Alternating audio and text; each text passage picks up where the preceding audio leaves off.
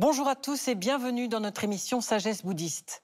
À l'heure où le monde semble devenir fou, les égos incontrôlables, la violence attisée, pourquoi ne pas revenir à l'essentiel du message bouddhiste, se mettre en quête de sagesse? Si chacun d'entre nous savait qu'il porte en lui de quoi se pacifier, sans doute le monde serait-il meilleur et apaisé. Mais que signifie précisément la notion de sagesse? Comment se manifeste-t-elle et comment la développer en soi?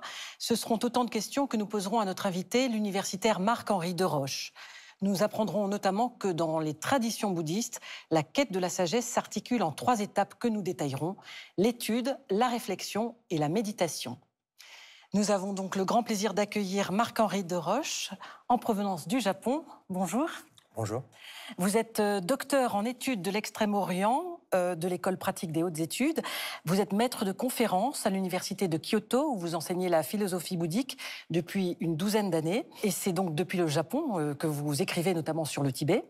Vous avez découvert le bouddhisme quand vous étiez étudiant en France et vous avez fait de nombreux séjours au Tibet mais aussi en Himalaya. Vous êtes l'auteur de plusieurs ouvrages qui explorent les liens entre discours philosophiques et expérience de la méditation et dans le bouddhisme tibétain. Et puis j'ajoute que vous parlez donc et traduisez le tibétain, mais aussi le japonais, entre autres langues. Merci infiniment. Merci beaucoup. D'être avec nous sur ce plateau. Alors, avant tout, pourquoi ce thème de la sagesse vous tient-il à cœur? Bien, tout d'abord, on pourrait répondre l'amour de la sagesse, parce que ce thème, en fait, offre un cadre pour les personnes occidentales qui s'intéressent au bouddhisme, comme c'était mon cas, pour approcher le bouddhisme, en fait. En prenant l'idée directrice de sagesse, on trouve un pont entre la culture bouddhique et notre propre culture occidentale. Et ce triple exercice permet, en fait, d'éviter 2 écueils qui guettent les amoureuses et les amoureux de la sagesse. Comme disait le philosophe Pierre Hadot, le premier, c'est de se satisfaire du discours philosophique, les beaux discours étant loin de la nécessaire transformation personnelle. Donc de ce point de vue-là, le yoga bouddhique ou la méditation bouddhique offre par son travail direct sur le corps, sur les émotions, sur les pensées, une voie exceptionnelle. Mais d'un autre côté, ayant adopté la méditation, abandonner le logos occidental serait très périlleux et ce serait un peu laisser cours à cette démoralisation ou cette différentes formes d'irrationalisme auxquelles on assiste aujourd'hui dans nos sociétés souffrantes du fait des grands bouleversements géopolitiques et des nouvelles technologies de la communication. Donc avec ce pont, on peut aborder le bouddhisme d'une façon qui est beaucoup plus salutaire. Qu'est-ce que signifie la notion de sagesse dans le bouddhisme, justement? Alors la notion de sagesse, c'est la vertu suprême. C'est autour d'elle que toutes les autres vertus morales ou compassionnelles s'ordonnent et au sein de laquelle elles peuvent s'épanouir. Donc la sagesse est la matrice de l'éveil. Dans l'iconographie, elle est représentée comme étant la mère de tous les Bouddhas.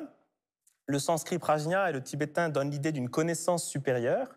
Le chinois, en apposant 2 caractères pour connaissance, donne l'idée d'une connaissance par excellence.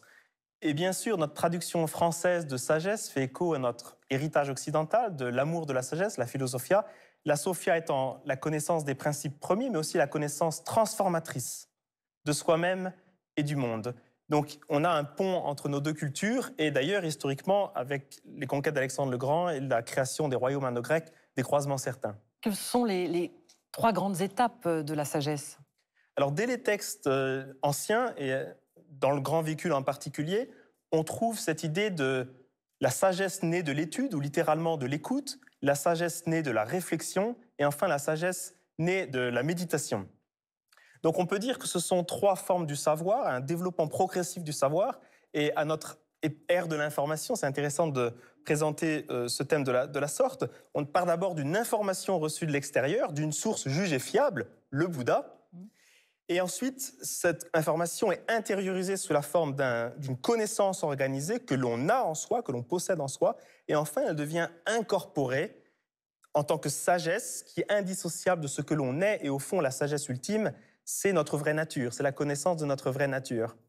Une autre façon de le dire, c'est que la première sagesse part de la tradition avec les textes et les maîtres. Ensuite, elle s'appuie sur la raison avec le raisonnement logique et la discussion. Et ensuite, avec l'intuition, intuition sensible ou intelligible, qui est d'ailleurs prodigieusement développée par l'exercice de la méditation. Ultimement, la méditation transcende les concepts et la dualité, mais elle s'appuie en général pour être pratiquée de façon salutaire sur l'étude et la réflexion. Hmm. Alors, commençons par la première étape, celle dont vous nous avez parlé, la sagesse née de l'étude. Qu'est-ce que c'est exactement? Alors la sagesse née de l'étude, c'est littéralement la sagesse née de l'écoute, car au départ, l'enseignement était oral, il était mémorisé dès son audition, puis répété pendant des générations, et ensuite, petit à petit, ça a été compilé sous la forme du canon bouddhique dans ses différentes versions. Donc cette première sagesse, elle consiste à recevoir en fait la sagesse accumulée par les précédentes générations, et notamment sous la forme des écritures. Et les écritures jouent un rôle très important dans les différentes traditions.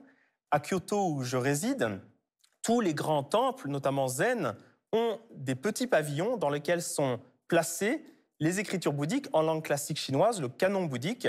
Et bien sûr, la présence vivante d'un maître, synthétisant les différents points à pratiquer, est centrale.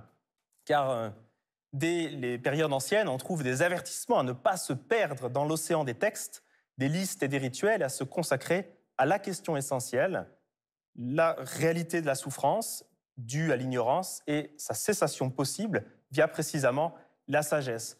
Ensuite, donc, toute cette sagesse reçue des générations précédentes, c'est ça qui va permettre aussi de poser les fondements de l'éthique. Des distinctions claires sont offertes, des catégories sont posées, et se priver de cette sagesse-là reviendrait à réinventer la roue et en quelque sorte à tenter de progresser sans repère, sans boussole et sans guide. Donc ça, c'est la première étape. Hein. Après celle-ci, celle de la sagesse née de la réflexion, qu'est-ce que c'est exactement? Alors la sagesse née de la réflexion va consister à intérioriser l'enseignement et aussi la discussion avec le maître et avec les autres étudiants. Et cette réflexion a la capacité de personnaliser en quelque sorte l'enseignement. On part d'une vérité générale, abstraite, et par la réflexion, on se l'approprie, on établit des liens et on le rapporte à sa propre expérience, ce qui permet d'avoir ensuite une compréhension vivante. Un autre aspect de la réflexion, c'est qu'elle est capable de prendre différentes perspectives contradictoires successivement. Donc elle intègre, c'est le dialogue intérieur, c'est la discussion intériorisée. Donc c'est ce qui permet en fait de sortir d'une vision égocentrique, paradoxalement, de comprendre le point de vue des autres. Et d'ailleurs, toute la psychologie du développement, de l'enfance à l'âge adulte, est là pour nous rappeler l'importance de la pensée réfléchie pour une vie sociale harmonieuse. Et un autre aspect de cette réflexion, c'est justement d'arriver à vous prendre le temps de la réflexion. Donc, c'est un moment d'examen de conscience, c'est un ancien langage, mais c'est aussi un moment d'introspection. Voilà en quoi consiste cette étape. Donc c'était la deuxième étape, l'étape née de la réflexion. Troisième étape, celle née de la méditation, la sagesse née de la méditation. Donc effectivement, à partir de là, la sagesse s'approfondit et la méditation recouvre en fait un ensemble de pratiques qui se concentrent sur le corps, la parole, le souffle ou l'esprit. Et là, de ce point de vue-là, la méditation bouddhique représente un réservoir de méthodes dont la diversité, la sophistication, l'évolution plurimillénaire n'a peut-être pas d'équivalent dans l'histoire occidentale. Donc c'est pourquoi l'Occident contemporain éprouve un grand intérêt face à la méditation bouddhique. Mais encore une fois, ici, la proposition qui est faite, c'est de la rapporter, cette méditation bouddhique, à sa finalité, la sagesse. Je pense qu'aujourd'hui, beaucoup des personnes connaissent la double nature de la méditation bouddhique, les deux ailes de la méditation bouddhique pour l'envol de l'éveil. Il y a d'abord la méditation de shamatha en sanskrit, que j'aime traduire par l'apaisement et qui permet de développer la concentration, la tranquillité et des états d'absorption méditative profonde. Et ensuite, il y a la méditation de vipassana, le discernement, qui est l'observation lucide de notre expérience consciente et qui permet de se désenchevêtrer des tissus d'illusions, d'attachement et de fausses identifications. Et donc, in fine, ces deux ailes sont combinées pour l'envol. La stabilité méditative et l'observation lucide permettent d'atteindre cette liberté intérieure. Le mot, en fait, qui résume la méditation bouddhique en sanskrit, bhavana, c'est l'idée étymologiquement, de cultiver, de faire être, d'actualiser. Le tibétain ajoute cette nuance de familiarisation et le chinois d'exercice, d'entraînement. Mais enfin, un autre aspect, c'est que finalement, sans études et réflexions, on n'a pas forcément les idées claires. Or, pour atteindre la concentration, il faut avoir des intentions claires. De la même façon, l'analyse fine, avec des catégories précises, va permettre l'émergence d'une sagesse véritablement libératrice. Et enfin, la méditation peut aussi améliorer la concentration, la clarté d'esprit, ce qui va favoriser l'étude, la mémorisation et la réflexion. Donc en fait, les 3 exercices de la sagesse se soutiennent mutuellement et sont en quelque sorte dans une progression circulaire. Oui, ils sont concomitants aussi, en Oui. fait. Alors pourquoi, Marc-Henri Desroches, pourquoi cette triple dimension de la sagesse est-elle si vivante, en particulier dans le bouddhisme tibétain? Effectivement, les auteurs tibétains se réfèrent constamment à ce schéma et dans ce livre portant sur un maître tibétain du XVIe siècle, j'ai traduit certains de ses traités dans lesquels il utilise précisément ce schéma du triple exercice de la sagesse pour, en quelque sorte, synthétiser toutes les traditions bouddhiques de l'Inde et du Tibet qui étaient présentes à son époque, les traditions qui étaient philosophiques et qui étaient aussi yogiques, méditatives.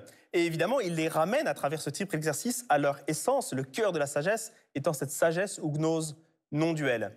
Et un autre aspect de cette triple exercice, c'est la transmission intergénérationnelle. Car à travers la sagesse de l'étude, la nouvelle génération reçoit l'héritage de la précédente. Par la réflexion, elle se l'approprie progressivement et par la méditation, elle le rend véritablement vivant pour ensuite le transmettre à la génération suivante par l'enseignement didactique, par le débat avec les étudiants et ensuite par le fait de composer des traités à l'attention des futures générations. Et au Tibet, après la révolution culturelle, à l'époque contemporaine, il y a eu en réalité d'énormes renouveaux spirituels, notamment au Tibet oriental, au Kham, et notamment avec les travaux de Khenpo Tsutrim Lodrö dans le monastère de Larungar. Et si l'on étudie leurs activités et leurs propos même, on voit qu'en fait, c'est cette double insistance sur l'étude de la réflexion, d'un côté l'érudition, une vaste érudition, et de l'autre côté la pratique méditative profonde qui fait la vitalité de leur tradition. Les grands maîtres, bien sûr, incarnent ces 2 aspects, ont la maîtrise de ces 2 aspects. Et en fait, dans les grands monastères, il y a des institutions dédiées plus à l'étude et d'autres à la pratique. Pour conclure, Marc-Henri Desroches, finalement, quel est le fil directeur de ces 3 exercices de la sagesse? Alors, certains auteurs tibétains insistent sur le fait que le fil directeur de ces 3 exercices, c'est ce qu'on appelle aujourd'hui, nous, en Occident, en France, la pleine conscience. Ce terme est devenu parfois un peu galvaudé, mais il est d'origine bouddhique, smriti en sanskrit, qu'on peut peut-être traduire de façon plus précise par présence attentive.